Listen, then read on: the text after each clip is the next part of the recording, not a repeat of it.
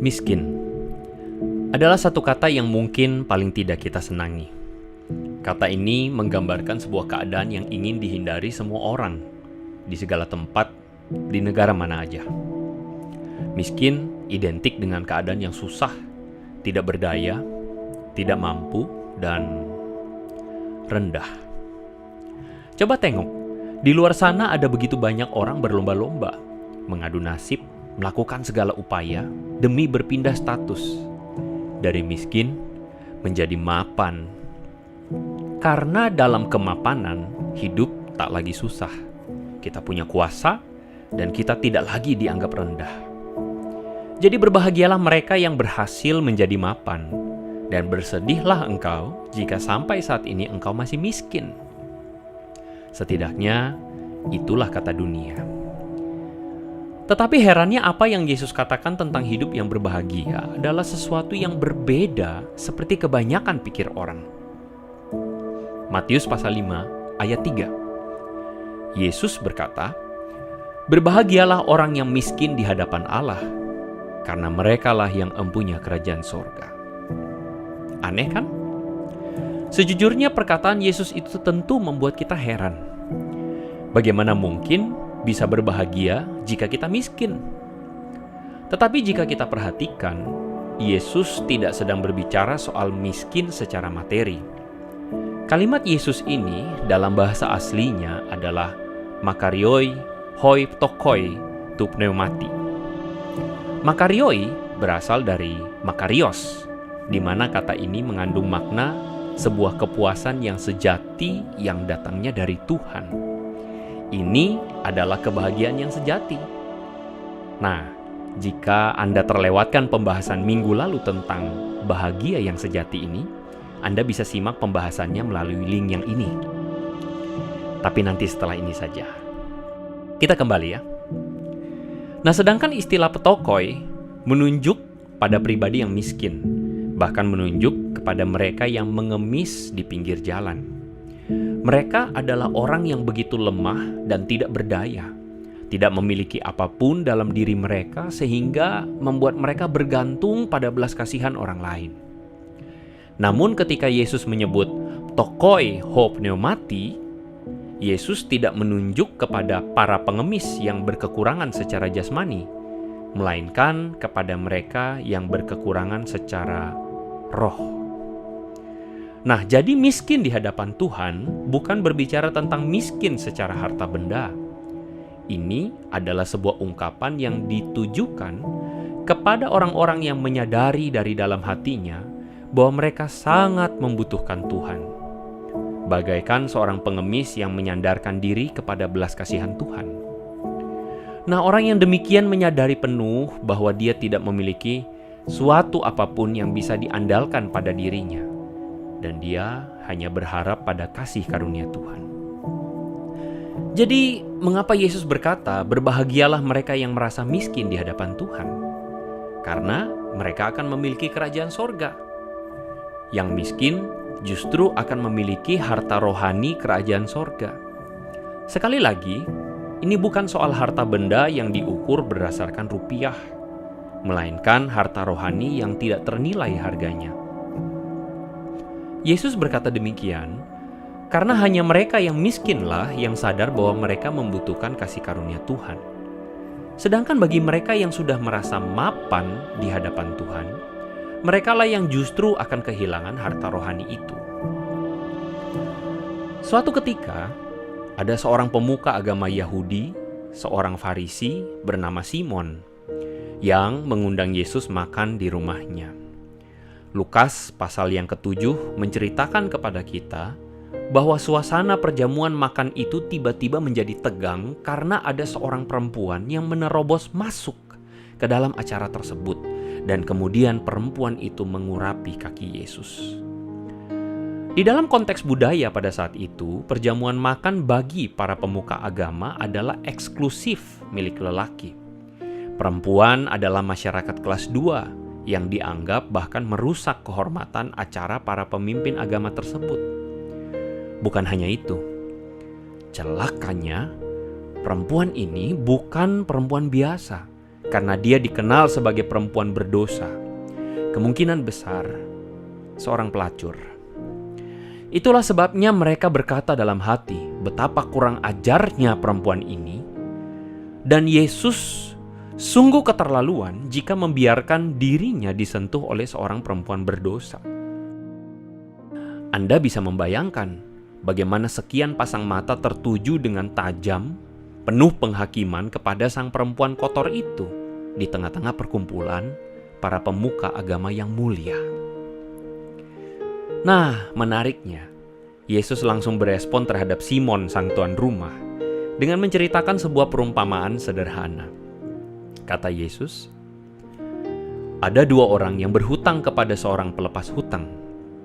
Yang pertama berhutang 500 dinar. Yang kedua berhutang 50 dinar. Karena mereka tidak sanggup membayar, maka sang pelepas hutang itu menghapuskan hutang kedua orang itu. Dengan sebuah pertanyaan sederhana, Yesus bertanya, Simon, siapakah di antara mereka yang akan terlebih mengasihi sang pelepas hutang? Maka Simon menjawab, aku kira dia yang paling banyak dihapuskan hutangnya. Kata Yesus kepadanya, betul pendapatmu itu. Jadi apa maksud Yesus menunjukkan perumpamaan itu? Yesus sedang mengkontraskan sikap yang dipunyai oleh sang perempuan berdosa itu dengan Simon sang tuan rumah. Rupanya sikap keduanya sungguh jauh berbeda terhadap Yesus.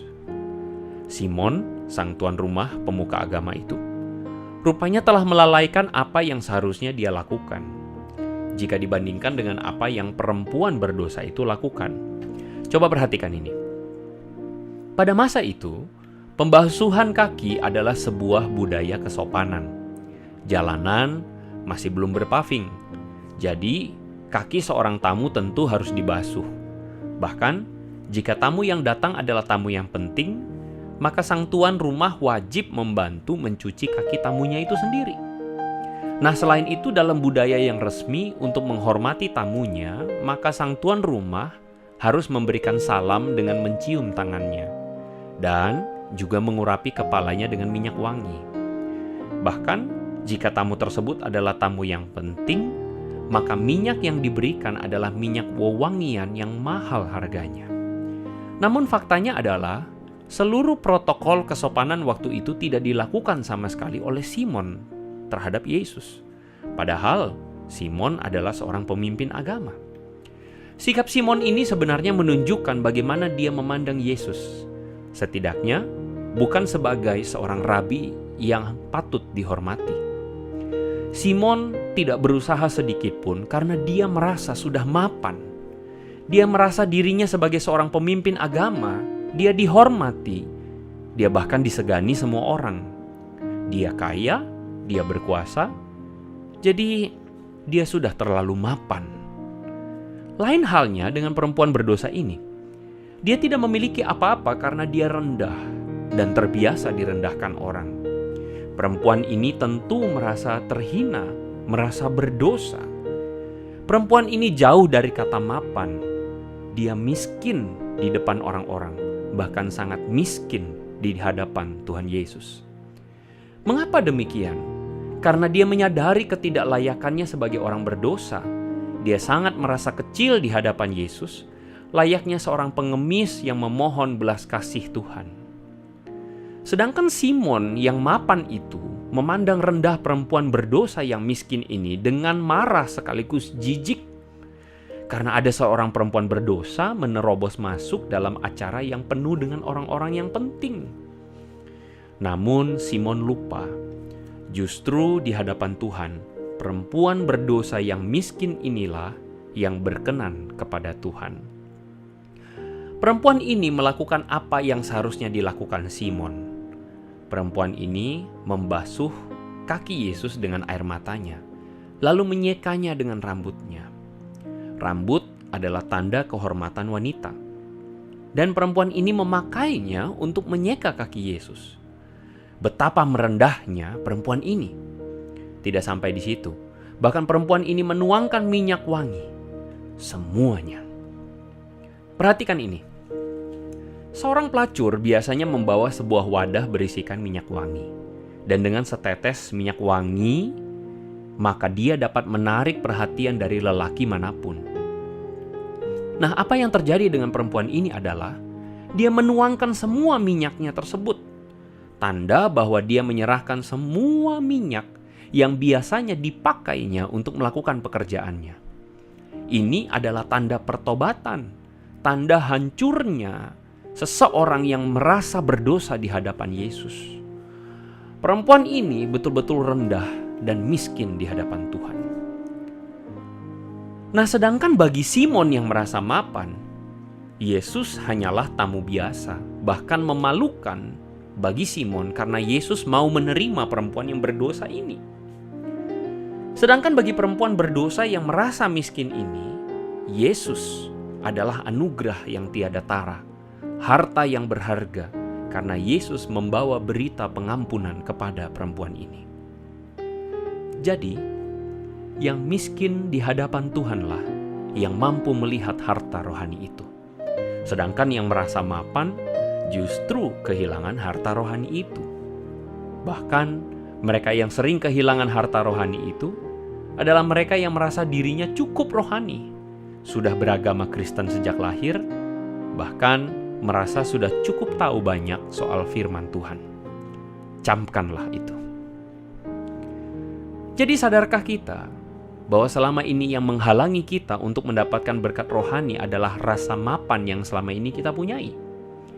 Mengapa Yesus pernah berkata bahwa orang kaya susah masuk kerajaan sorga? Bukan karena orang itu kaya, melainkan karena orang itu merasa mapan dan tidak butuh Tuhan. Itulah sebabnya juga Yesus berkata dalam Lukas 10 ayat 21, "Aku bersyukur kepadamu Bapa, karena semuanya itu engkau sembunyikan bagi orang bijak dan orang pandai, tetapi engkau nyatakan kepada orang kecil. Ya Bapa, itulah yang berkenan kepadamu." Sekali lagi, bukan karena Tuhan menolak orang yang bijak, tapi justru orang yang merasa mapan dengan segala pengetahuannya dan merasa tidak butuh lagi belajar dari Tuhan.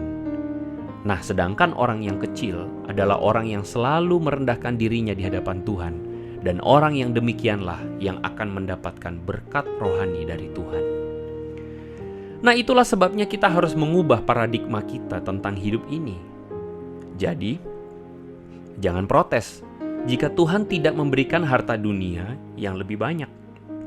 Karena mungkin jika kita memiliki harta yang banyak, kita akan merasa diri kita mapan dan tidak lagi miskin di hadapan Allah. Jangan protes jika orang lain diberikan jabatan yang lebih tinggi, karena jangan-jangan jika kita yang memiliki jabatan yang lebih tinggi itu, kita akan terlanjur mapan di hadapan Tuhan dan kita tidak lagi miskin di hadapan Tuhan. Bersyukurlah jika saat ini kita masih bisa miskin, dan berdoalah agar kita senantiasa miskin di hadapan Tuhan. Makarios, berbahagialah jika kita masih bisa menghargai pengampunan Tuhan atas diri kita yang berdosa ini hingga saat ini. Makarios, jika kita sampai saat ini masih bisa merendahkan diri kita di hadapan Tuhan dan manusia. Makarios, jika melalui segala tantangan hidup yang kita alami ini membentuk kita agar kita terus merendahkan diri di hadapan Tuhan. Makarios. Makarios, karena jika tiba waktunya, jika Tuhan memandang kita layak dipercayakan sesuatu yang lebih besar dari keadaan kita hari ini, hati kita akan tetap merendah di hadapan Tuhan dan di hadapan manusia. Jadi berbahagialah mereka yang miskin di hadapan Tuhan. Selamat menjalani hidup yang berbahagia. Tuhan memberkati.